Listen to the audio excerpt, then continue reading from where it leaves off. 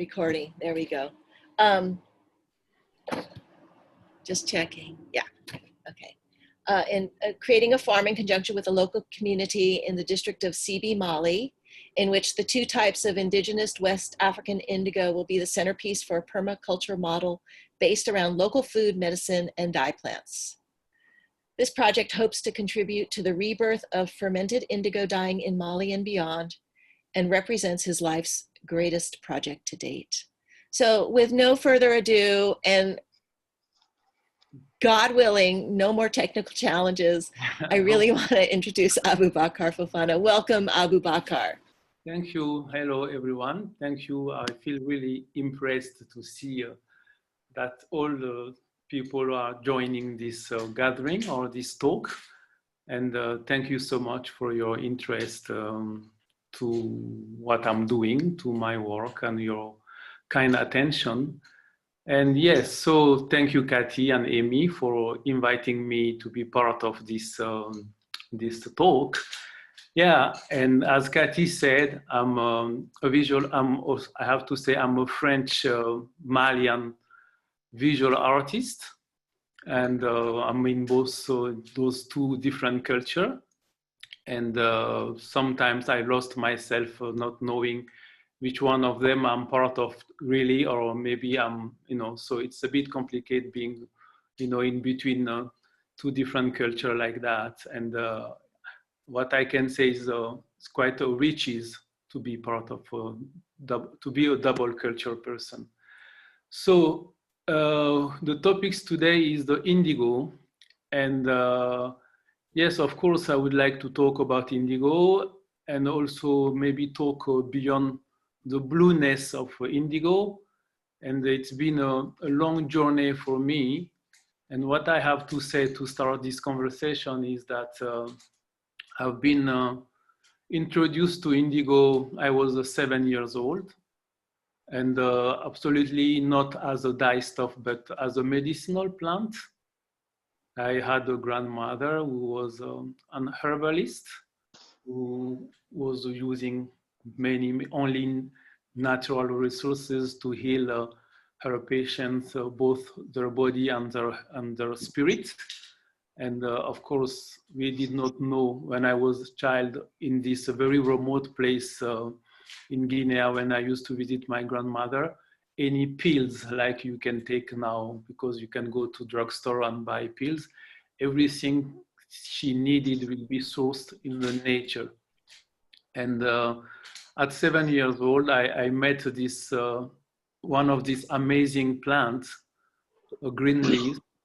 And I have seen the magic. I knew it was an antiseptic and anti-inflammatory, like my grandmother will commission us to collect those leaves.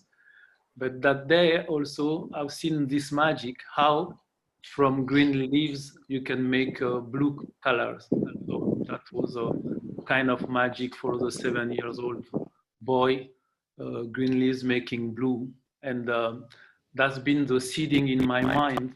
How, and then it became a long journey and my passion to try to understand the magic, to not say the alchemy of this plant. And of course, when I hear indigo, I'm always thinking most of the time differently. For me, indigo doesn't mean always blue color. I mean, of course, my grandmother would say the blue color is the outcome. The outcome is important, of course, but what's come before the outcome is much more important, or even is as important or much more important than the outcome itself. Because the plant have to give its soul or its spirit to be able to make, of course, the outcome, but especially the plant have to give its spirit to be able to heal people, to heal their body and their spirit. And that's why I'm saying that I would like always to be beyond the blueness of indigo. And for me, it's not any trendy or fashionable color. When I think indigo, I think first of all at a substance. an amazing substance where you can, of course, extract blue color, but the substance have also many different depths. So I can talk about the medicinal aspect. I can talk about also the spiritual depth of indigo. This is one thing, knowing that in my belief, my tradition, this blue color or indigo color is the color of protection, is also what we said is the link between us human being and the divine. So for that reason, we traditionally always welcome a newborn baby in an indigo dyed fabric, indigo dyed sheet. And because we do believe that by being in this environment of fiber dyed with this substance, it will help the newborn baby to open up his mind and make a clever child. That's what we say. So I don't know then this saying of indigo child, what it means really in Western society or Western tradition. But that is how we do believe that indigo as substance can help this newborn baby to open up his mind and help him to dream and to make it to make the child a clever child. And of course, indigo will be in our entire life from birth to death, because of course, living with indigo dyed garments have several benefits. One of the things my grandmother used to commission dyers with indigo dyed tunic, or sometimes it could be other plant, medicinal plant, because by dyeing a garment, it could be a tunic and the trousers, when the sick or the healed person was wearing this garment, having this indigo in contact with his skin, the therapeutic purpose of the plant will heal that person. So it means that also that we use garments as a therapeutic support. That's something very, very important, because we, of course, as human beings, we all know that textile or fiber is our second skin, is here also to protect us. So, and we said as well that wearing indigo dyed fabric to go to the field, for example, to harvest or to just go to plant anything, because it's dyed with a living bacteria, living organism, and they continue to live inside the fiber. And there is some like animals, insects who doesn't like, you will avoid being bite by insect, or even you will chase snakes from your way because they don't like, what you are wearing on you. And this aspect is very, very important. And we also dry the indigo leaves one day and use as incense to chase the bad spirit from the place. So this is all different aspects where indigo is, where we use indigo in those traditions or in those beliefs. Knowing also when the person passed away, his body will be wrapped in the indigo dyed fabric, because in the spiritual way, it's a celestial color, is supposed to help the dead body to go to pass in the other world. So this is different aspect of indigo.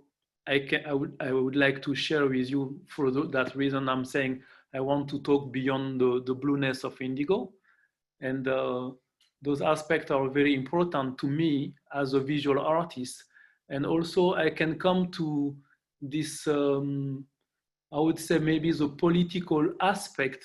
For a visual artist I am, it was really difficult for me to work with this medium without having in mind that in a human history, there is a very tragic moment where indigo is linked to this tragic situation. And as you know, in the United States, of course, we all know that this country is quite a young culture, and that it's been built on stolen land and with stolen labor. And indigo is really linked to West African slavery. And it's been at some level the main cash crop for the colonists far before rice, sugarcane, tobacco, and cotton, of course. And it did bring a lot of wealth to those colonies.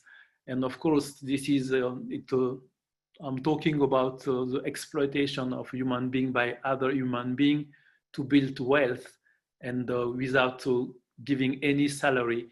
And we can say that all this been built, capitalism been built in the exploitation of those human beings. And with all the tragic situation, everybody knows. I think I don't need to. I hope then you will have questions about all this aspect, because the actuality now is something we are all living.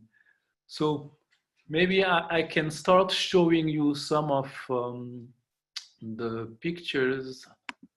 I can comment about all my project in, let me find a way, sorry, with difficulty with, I have to share screen, isn't it, Cathy? Okay, share screen. That's correct, yeah. Yes. It seems like you did deactivate,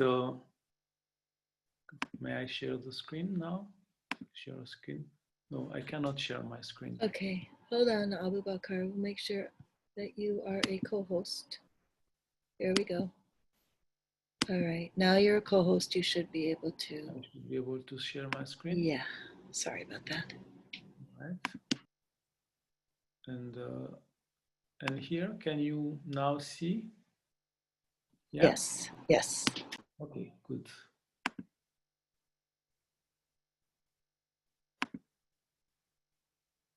Oh, no, it's not working, sorry. What am I doing? Share a screen. Sorry.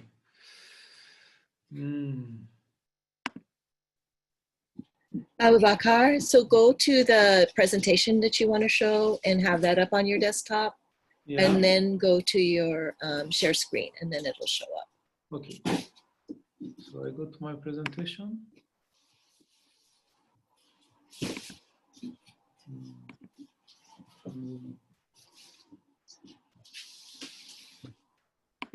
Yeah, not that. Looks like you have a lot of Zoom tabs up. As you guys can see, we spent a long time trying to figure out how to get Aboubakar online. Can you see my screen now or not? We can see your screen. It's just all in Zoom. You know, it's the Zoom. I was just trying to. Okay, is that okay now? Not yet. Not yet? No, looks like it's kind of frozen. Can you, I'm sorry to speak up, but if you can go when you're sharing your screen to desktop 1, that will give you your whole desktop to play with and not just isolate one thing. So there's like a cancel. It's not working anymore? Let me check. I'm sorry if technology is sometimes difficult. Okay. So bring up your presentation first on your desktop, and then go to the green share screen button, and then select that presentation. Okay. So share screen, and now share screen. Is that okay? We don't see it yet. Now you see. Can you see it? Is your presentation on the desktop of your computer? Yes. Okay. Then now go to share screen and hit that green button there. Do you see that green button at the bottom of your screen? Yes. Green button, share screen. Okay, now you see like another screen that has like a little highlight over the frame of it, like the presentation, like a little small mini, then hit that. So make sure you're clicked on that. And then at the bottom right, there should be a little button that says share.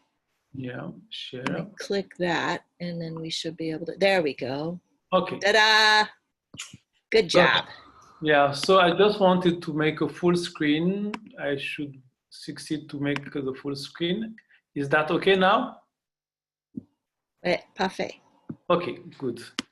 So here is one of the species, the first one of species I'm cultivating in Mali, whose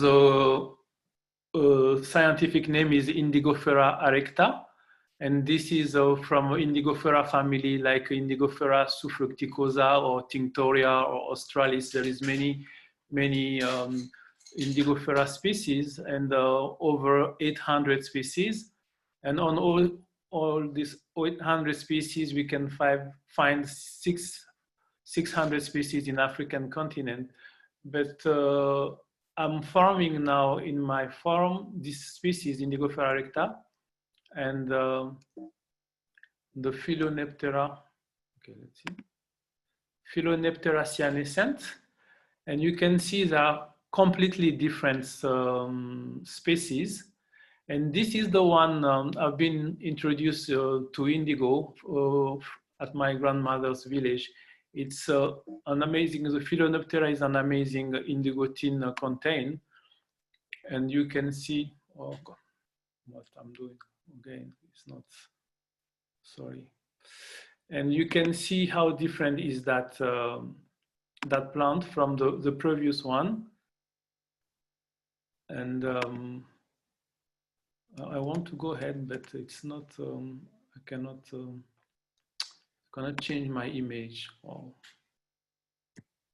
Okay, let me come back. Yes. Now you can see, and the way we process in West Africa with that plant, and you can see just by crushing the leaves, when the sap oxidizes, the hand turns blue right away because it's really an amazing indigo tin contain. And the way we process in West Africa from different other parts of the world with the organic matters, like in Japan, they will do some composting of the leaves, but we just pound the leaves and make balls. That's our golden blue. We make indigo balls, and then to set up the indigo vat, we will use that dried balls to set the fermentation leaves vat. And you can see in the characteristic of a healthy vat with this thick and purplish shine copperish film foam on the top, who means that it's really super healthy vat because the foam is very thick and very dark in shade, and that shows that there is a lots of bacteria inside. And yeah, I'm trying to go ahead with the pictures. Okay, yeah, so that's some detail. I want to show specifically this picture because it shows this vat who was 14 months old. And compared to the previous picture, you can see here, the foam is very loose and very pale. And in my tradition, in my belief, when we set an indigo vat, we will never ever come back again with a new amount of leaves to like concentrate the vat again, because we do believe that everything will live will die. And it means that indigo in our tradition have a life cycle. So there is the day you make the vat, that's the birth. And then through all these months, when you are able to keep alive your living organism, keeping alive those living bacteria is also a skill. That kind of skill is forged on many years experience, because you really have to be faithful that in your vat there is a lot of living organism you cannot see with your eyes, but you have the how can I say, the conviction that they are there. And the skill of an indigo dyer is not being able to succeed an indigo vat, but is knowing every single day the needs of your bacteria and being able to bring them what they need to keep them alive. Because if there is no more life, there is no more color. So the challenge is really for an indigo dyer having this observation in the daily, every single day, to know if the bacteria are healthy enough, then you can use them by dyeing some fiber.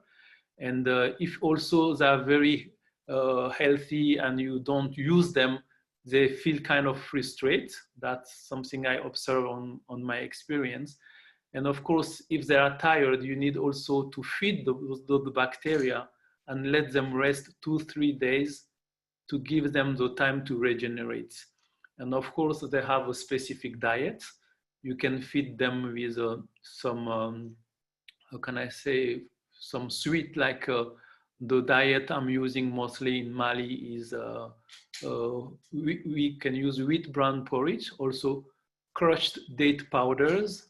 You could feed them even with mango or tamarind or even banana, because they need those ferment, how can I say, element fermenticible. I don't know how to say that. So they really need food to be able to stay strong and continue to give colors.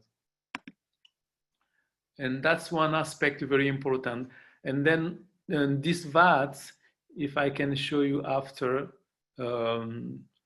the color I can extract with this 14 months old vats, I really, they are very precious to me. I call them my old ladies. It's not anything to be offended of. When we call someone old person in my tradition, is a sign of respect, because the elders, they are the one who have experience, and then we can learn from. So my old ladies are just amazing, and I really cherish them because of their wisdom. Because to achieve lighter shades, I will come to those old ladies, old vat, to be able to achieve very pale shades, who's impossible to get with young vats. So you all know about, here we can see some young vat with this beautiful thick foam on the top. And this is how, of course, the fiber come out from the vat first time. And through the oxidation process, it will turn greenish, then blue. And this is the alchemy, is really an amazing alchemy, how we can extract from those plants the chemical component we call indigotin, and to transfer on fiber. In our studio in Mali, of course, we work in a different way for like fashion accessories, and also I'm dyeing a lot of yarns. We're doing lots of yarn dye for the weavers and designing some textile from yarn dye, who can completely different process from piece dyeing the fabric. And with yarn dye, you can also create all the different shade you need, and then give to the weaver and making a different design. And in this tradition, we have this poetry I really love, that skillful dyer will ask their client to look in the sky in any time of the day, and to show them a shade that could reproduce in their textile. And to be an accomplished indigo dyer in my tradition, you have to be able to achieve those 12 different shades. Of course, each of them have a specific name, because we also say that each shade of blue is a different emotions. So from a blue of nothingness to the midnight, a very dark blue, almost black, we call the Lomasa Dune, who means the profound divine sky. So those 12 shades are really very important in our traditions. So the name in my language would be Bagafu, who means blue of nothingness, Bagafolo barakene, baranonokene, barakene, baraje, barafin, barakale, barajalan, lomasa, lomasaje, lomasafin, lomas. So those 12 shades are really meaning, have lots of meaning for in our tradition. So this, and also it shows that the richness of indigo, because indigo is not only the midnight dark blue shades, and most of the time we said that a true indigo dyer is the one who's capable of creating beautiful light shades, because it's very easy to make dark shades. You just need to over dye and you know, several immersions to get.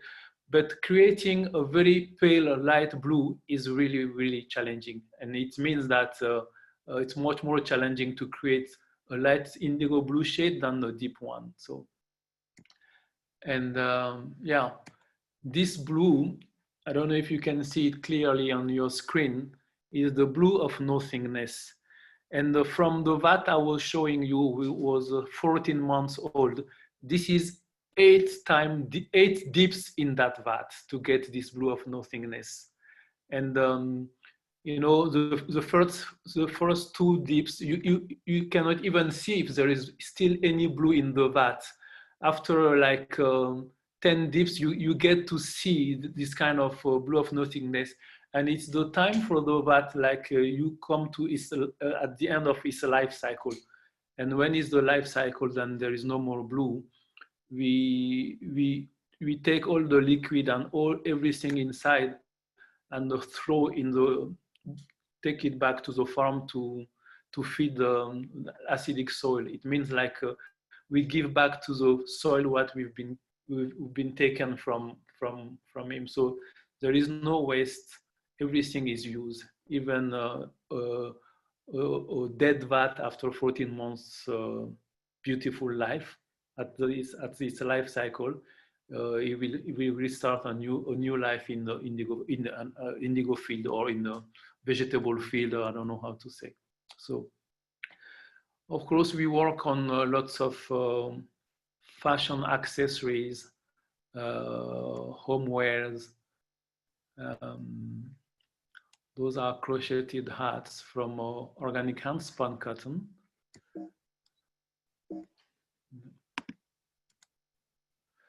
And here you can see, this is some of the work I'm doing with the weavers from yarn dyed, and then we can get to many different designs by weaving a different shade of dyed indigo.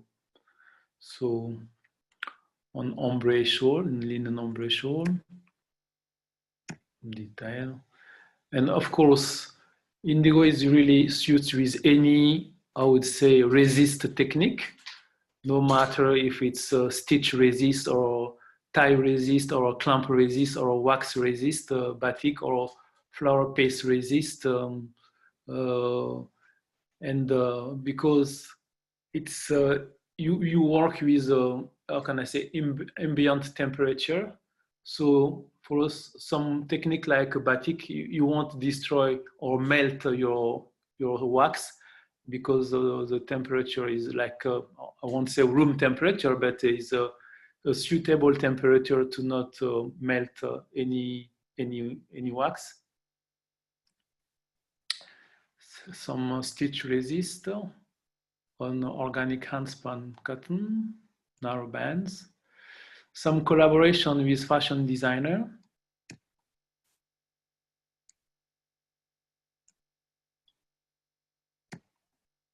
Of course, homewares with a narrow band. And this is a project I did for a Japanese shop in Japan, in Kyoto. It was a kimono shop. So those are made from yarn dyed and then woven.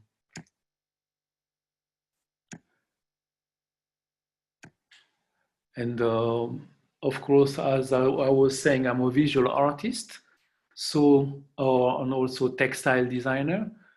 And I use natural dyes and especially indigo in both if I can make a difference, because for me personally, I don't see any borders between art and design or craft.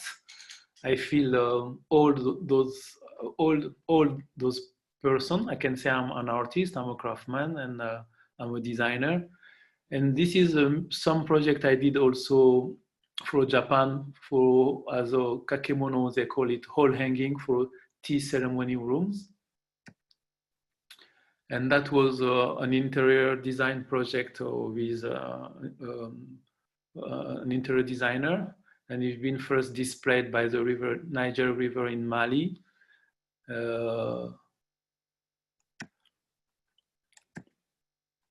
So the same tent in a fair in New York. I think in natural environment is much more interesting anyway.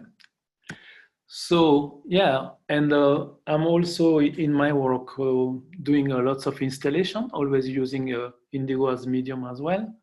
So this is an installation titled Les arbres bleus, blue trees, kind of metaphor saying that the indigo is from a vegetable origin, not from a mineral origin, like we thought for many time, long time, you know, that because it was coming from India in its solid form, like cake, we thought that indigo was a mineral, like maybe lapis lazuli or azurite. But for me, this is a very symbolic installation to talk also about ancestors.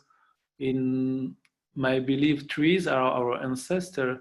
In any villages or any places, you will have always an amazing tree, and because they live very long, and we always say they are ancestor because they've been, how can I say, testimony of all the life of the village. They've seen happiness, they've seen sadness or war, they've seen disease, and always all those important decisions are always taken under the shade of big trees. And what's on the ground is who represents the fruit of the trees are loofah fibers. I don't know if is the natural vegetable sponges, who loofah, and our mom used to wash our body with that, like scrub our body with these sponges. And it takes the dye really amazingly. So in this installation, the loofah fiber are representing what the tree can give us also is fruits. And because you know, we human beings, we have to be very really, how can I say, thankful always, because in this animist belief we said that Nimbeni, it means that every life equal. There is no life better than another life, and there is no life older than another life. It's not only about us human being, and we should be respectful to all form of life. Trees, plants, they are all living beings, animals. And one thing was very important when we finish, for example, eating. We have this kind of ceremonial things to always thank the food we just did eat, because we did take their life for us human beings to get energy. So it's very important. Of course, trees are only a very important plant. We can call them a plant, but they're really important in our life as human beings, and we should always be thankful and about them. So this is les arbres à bleu, one of my installation, if I can share something with, as a visual artist. So, and the same installation in the museum space, you can see it's a very different mood, of course. So what brings me to all this, and it's for me in contemporary art, we most of the time are focused in what we give to people to see. And again, I'm coming back from what I was saying at the beginning. This is the outcome, and what comes before that, I mean, the unseen aspect of what will bring me all those different shades is very, very important. And it's really amazing that to succeed, to get this those different I mean this outcome, we have to go through having a very good quality water, and to have the appropriate temperature to be able to grow living organism, bacteria, and also to feed those living beings. And as this old woman was telling me one day in Dogon country, saying, my son, making indigo is a respect for life, because you have to keep alive as long as you can those living beings. And only if you give them what they need, in return, they will give you what you are expecting from them, their beauty. So, and I think it's important to always, for me, to always have in mind that the blue is one thing, is the outcome, but what's coming before, the unseen aspect, is really, really the most important. And of course, I'm very sensitive to all those shades, but I have to say the alchemy and the process to come to that is really what's fascinating me always. And from my own experience, over 30 years of experience, and anytime I'm dying with indigo vat, it's like it's the first time, because after all those years of experience, and I'm still learning. And that's really amazing. That's why I always think, for me, for sure, it's a lifetime commitment. You know, I did not come to that medium or to that substance for a few years and then going to, because it's really a lifetime commitment for me. And yes, this is another installation who is talking more about the musicality and the richness of indigo shade. It's titled Mood Indigo, like some of those theme in jazz who've been sung by Duke Ellington or Billie Holiday, and Mood Indigo. That's my Mood Indigo. Sorry. Using many different techniques, paste resist with a freehand writing, because I'm a calligrapher as well. And yeah, block print. I don't know what the time, but I would like to share then a small video with you, and then we can go to our question. What do you think? That sounds good. Yeah. Okay, let's do that.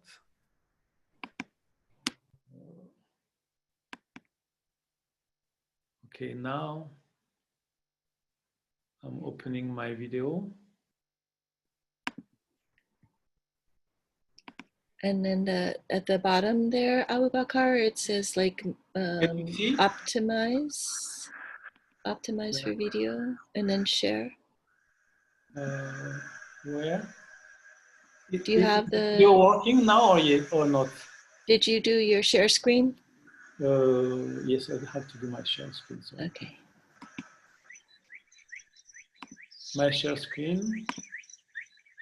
It's okay. Sounds good. Is your iPhone still on? I hear a little bit of feedback. Oh. Now, is that okay? Yeah, it's good. Good. So I will come from the beginning. C'est d'être avec les animaux, les chèvres, les moutons, et puis nous. I will come here. Okay. So what I have to say about this small video that it was made in 3 years ago in 2017, after a project I did for this contemporary art event called Documenta, both in Athens and in Kassel in Germany. And we did this small video, and then you can see part of my farm where I'm growing those 2 different species I was talking about. and of course part of my studio, but specifically 3 different projects, two body of artwork installation, one titled Uprising and another one titled Africa Blessing. And then I had to do a project of dyeing 20 kilo of yarns to be used to make a very narrow ribbon for to be used as a bookmark for the catalog of Documenta. So I will just let run the video and then we can start questions. And I don't have much to comment on this if you can see the video. I mean, I can comment on them. This is September in Mali, it was quite a dry, very dry place. And here you can see how green it can be when it rains. And this is on the way to the farm. It's like 1 hour drive from Bamako, from the capital city.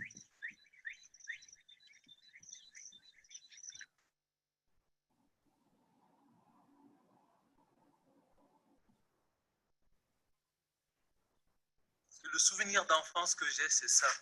C'est d'être avec les animaux, les chèvres, les moutons, et puis nous, cueillir les feuilles, les fruits sauvages pour se nourrir, et déterrer des racines pour se nourrir. Et voilà, et puis tout le monde y trouve son compte, aussi bien les animaux qu'on amène pour nourrir. That's the harvest of Indigofera Arrecta. De la nature, with the shrub. Ça, c'est nourrissant, ça, c'est inspirant. Je trouve que c'est la source d'inspiration la plus réelle pour moi, la plus juste en fait, la nature.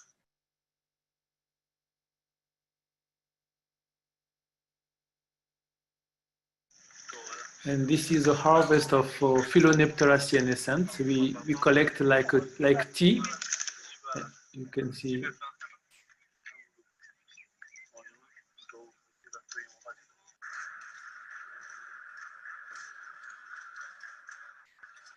And in this installation, I did use living plants we did grow in Germany in greenhouses, because it was kind of the background of this installation titled Uprising, talking about slavery linked to West African slavery linked to indigo in the United States.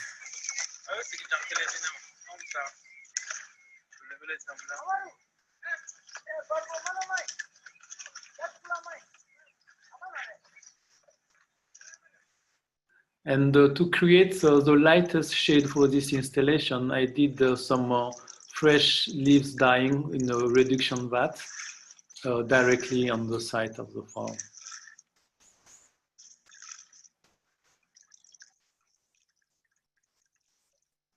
This is Uprising.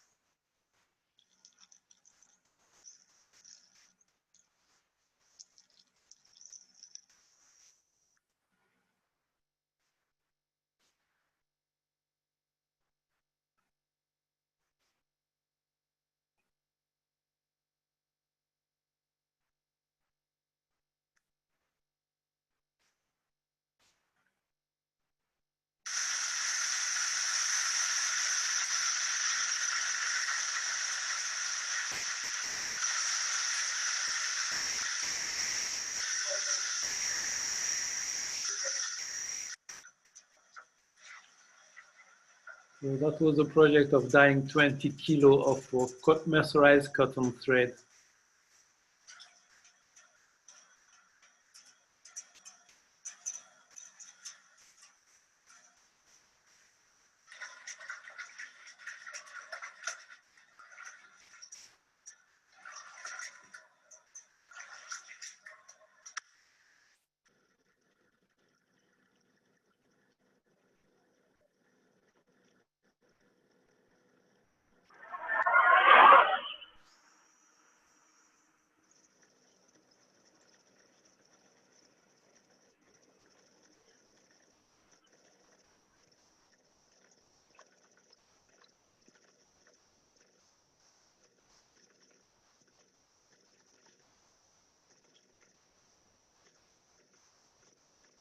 And we did make 10,000 meters of ribbon like this.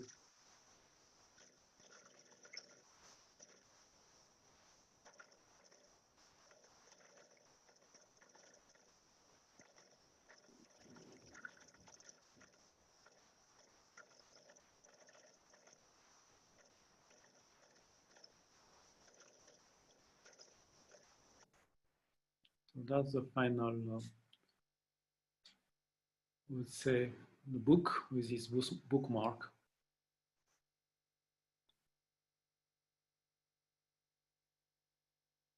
And what I was saying, the way we process with indigo in West Africa is this: we collect the leaves and then we pound in a large wooden mortar and pestle to make the balls.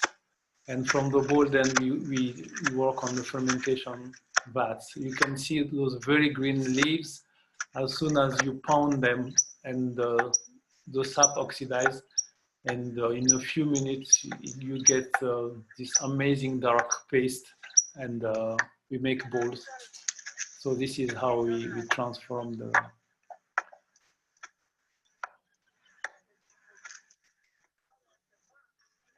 This is the golden blue,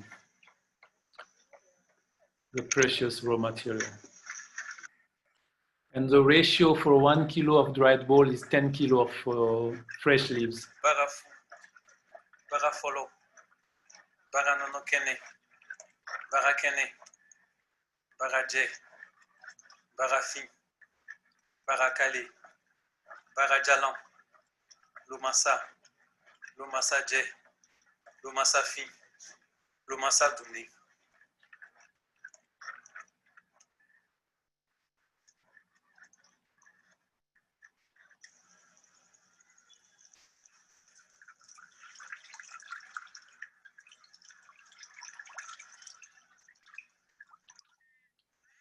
And this is the most controversial project I ever did using indigo. And I'm happy to talk about if you have questions about it. So that was titled Africa Blessing.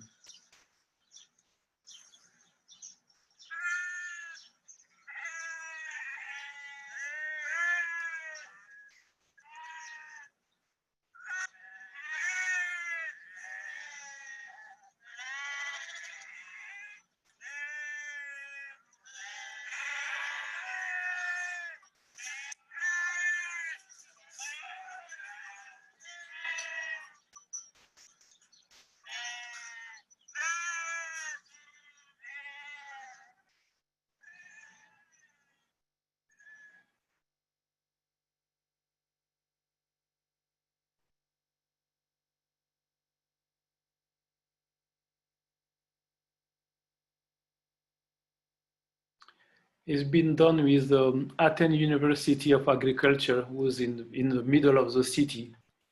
And I had to collaborate with 54 living beings, sheep, and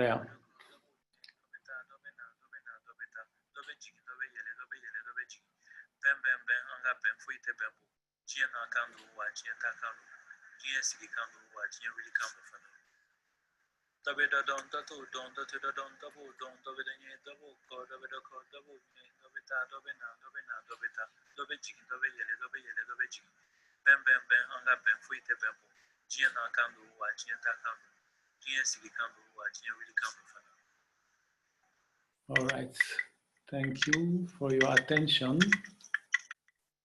And yeah, so. Thank you, Aboubakar. Thank you. That was amazing. So I hope you have, I don't know. Yeah, let me see where Amy, we have about 5 or 10 minutes for questions. I have a couple questions that people had sent in, Kathy, that I think are. Yeah, please go ahead. I think this one's really beautiful because I feel like we're all kind of in this dreamlike state right now. So somebody had asked, what is your first memory of making something? And when did you know you would be an artist? That's an amazing question. My first memory, I would say, maybe is from my childhood. And what I have to say from that question, that in our belief, art doesn't exist for art. Art is almost everywhere. You know, I can talk about what I mean is that in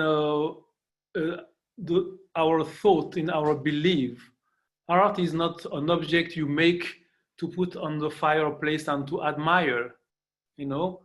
And also we cannot disconnect life, art from life. And that's a very important notion. An object we make, because we do believe that, and when we say this is a beautiful object, is an art form, is we said an object is beautiful only if the reason it was made for is fulfilling that reason. So it means that art is not aesthetic because we cannot disconnect this aesthetic from the functionality of an object. So I can say my first memory was when I was making tools, how can I say, toys from leaves, you know, putting leaves together and, how can I say, blowing into to make a noise and things like that. I was very young. I think that's my first memory of making art. But, you know, I could say in my daily life, I was surrounded by artists. My mother, my grandmother was an artist in the way of healing.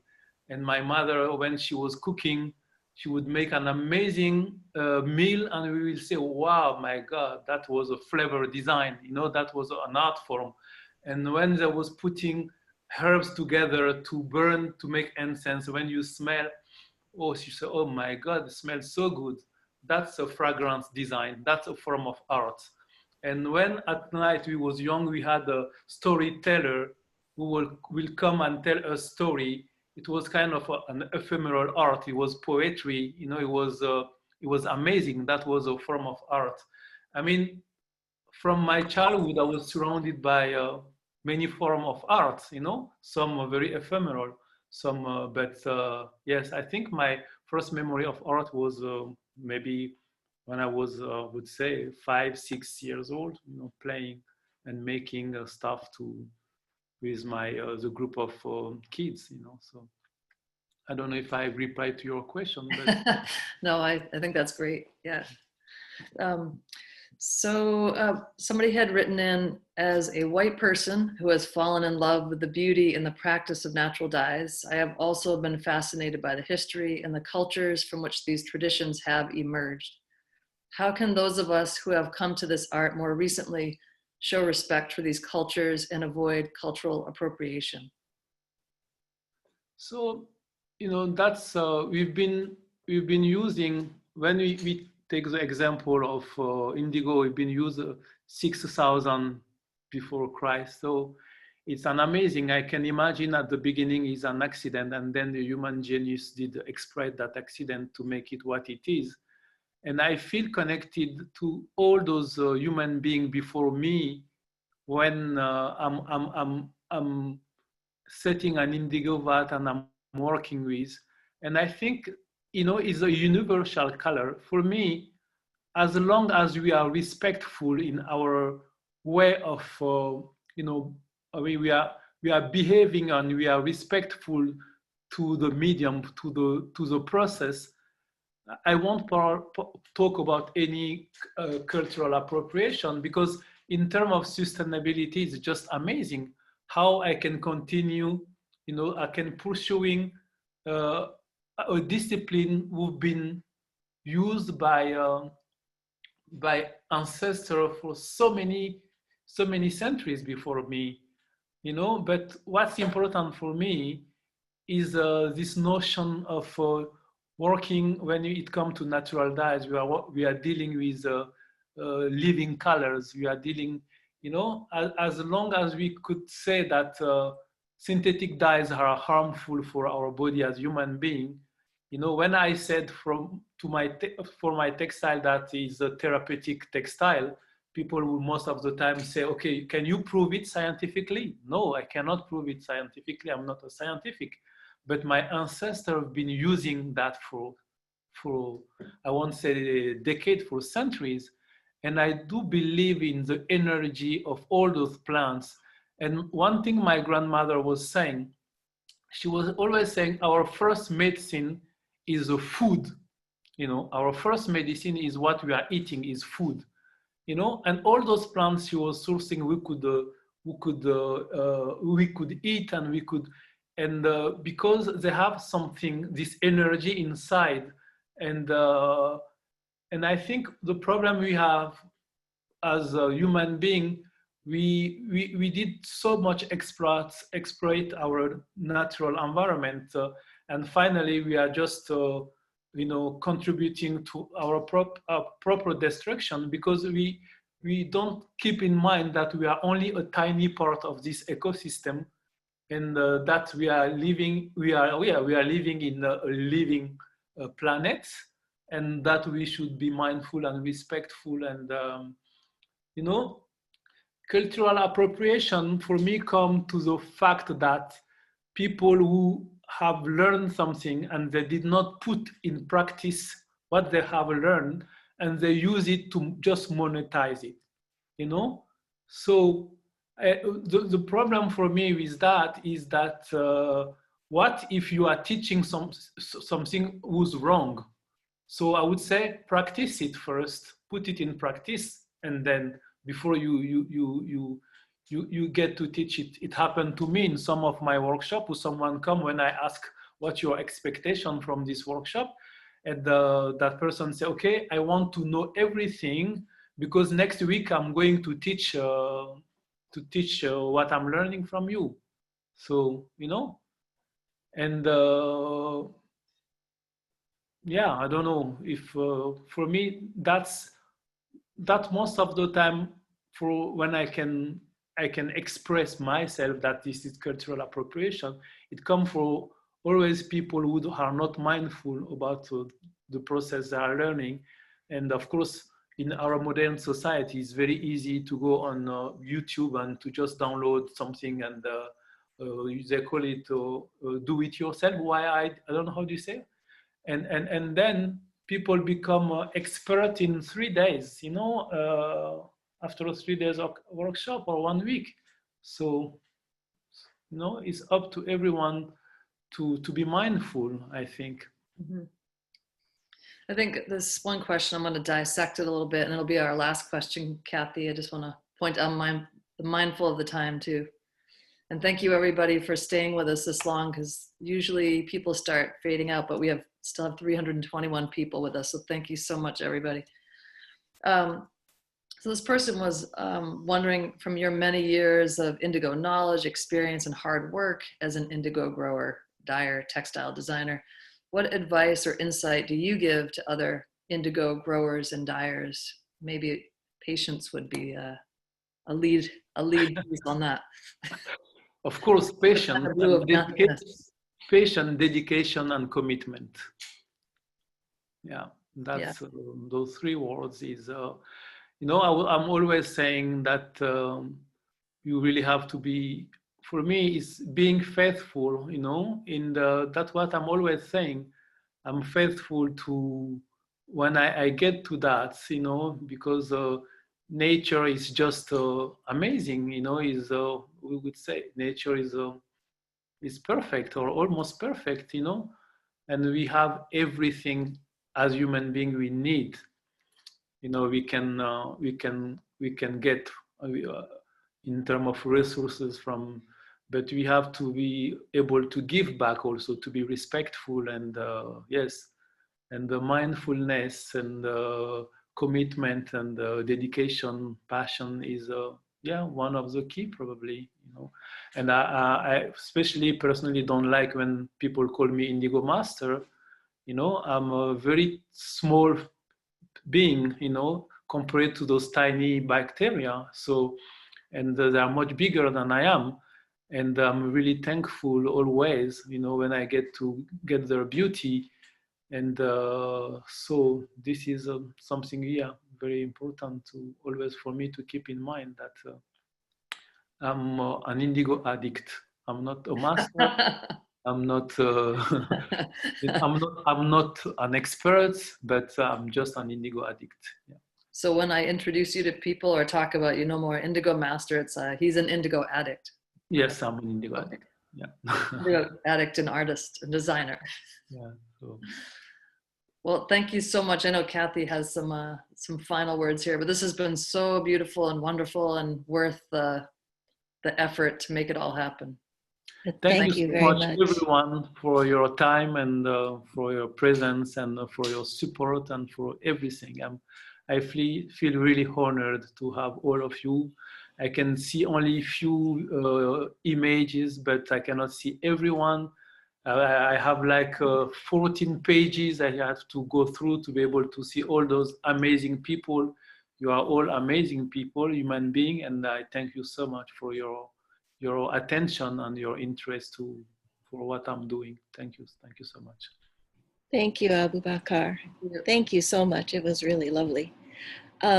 I just have a few final words to say to conclude our session today, and just let you know that we did record most of it. We just missed the actual intro to Aboubakar. So I'm just going to type that up and have that available for you as part of our email that's sent around. And all I wanted to say is that we are doing a class next Friday with Aboubakar online. So that is online to register if you would like at botanicalcolors.com. I have to send out all the materials by Monday, so I am going to close registration on Monday. So if you've been thinking about it, please join us. And next week, Feedback Friday is going to be held on Thursday because of our Friday class. So we will send around an announcement on that as well, so you can join us. It will be a session with me, and I'll be doing Q&A with people with any questions you have on natural dyeing. Happy to help you with that. And Kathy, can I throw something in? So Carrie just sent me a text that somebody had mentioned that they were wondering how to donate to Aboubakar and his farm. And I know we've been trying to work on that too. And I know my computer crashed at the very beginning, so I don't know if you already talked about. We haven't spoken about it yet. Okay. I think we're working on a donate button that's going to be on the site, and then Aboubakar well knows that I've got his bank information. Wow. So we'll be transferring the funds to him as we receive them. And then there's also the consulting that we're offering, one-on-one consulting with Aboubakar. So if you, which is, I think we have it at $250, but you get an hour one-on-one with Aboubakar. You can ask all the questions that you want, and or have a conversation with him. And it really helps him out with all the workshops that got canceled for him and the speaking engagements and everything, which if today was inspiring to you and you do want to support him, then please email me or Kathy and we'll connect you to the right spot. Yeah, thank you. So thank you, everyone. Thank you. So we're going to unmute and let everybody say hi and bye. Hi. Thank you. Thank you. Thank you. Thank you. Thank you. Beautiful. Thank you. Bye. Bye. Thank you. Thank you. Amazing. Bye. Thank you. Thank you so much. Thank you, guys. Thank you. Thank you. Thank you so much. Bye-bye. Thank you. I see you, Lyndon. So inspiring. It was so inspiring. Thank you so much, everyone. Yeah. Thank you for your time. Thank you for being Thank part you. of this. Thank you. Thank you. I've seen those times. Chris Robleti and Yara Abdelatif, Karayon, Denis Resort, everyone, Madeleine Margarita, Ira, Thank you. Bye, guys. Thank you. Thank you. Thank you. Bye. Helen Morales. Bye, guys. Kathy, thank you. Hello. Thank you. Thank you, guys. All right. I see you, All Breeze. right. Don't think I don't. See you, Amy.